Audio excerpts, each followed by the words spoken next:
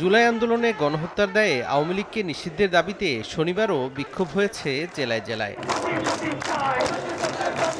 জাতীয় নাগরিক পার্টির ডাকা কর্মসূচিতে একাত্মতা জানিয়ে যোগ দেন শহীদ পরিবারের সদস্য, বিভিন্ন রাজনৈতিক, সামাজিক ও সাংস্কৃতিক সংগঠনের নেতাকর্মীরা।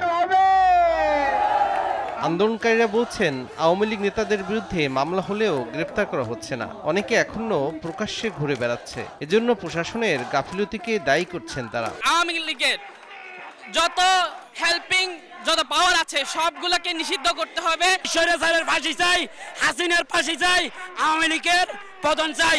আওয়ামী লীগ নিষিদ্ধের পাশাপাশি জুলাই গণহত্যায় জড়িতদের বিচার দ্রুত শেষ করার দাবি জানান আন্দোলনকারীরা।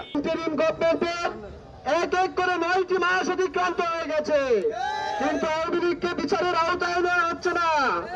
এই দেশের আপামর জনগণ আওয়ামী লীগকে তাদের মধ্য থেকে নিষিদ্ধ করে দিয়েছে।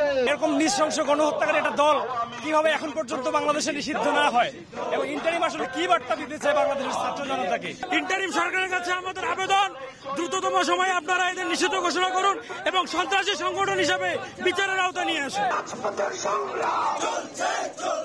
জুলাই ঘোষণাপত্র প্রকাশ সহ 7 দফা বাস্তবায়নেরও দাবি জানানো হয় এই কর্মসূচি থেকে। তৌফিক মাহমুদ, সময় সংবাদ।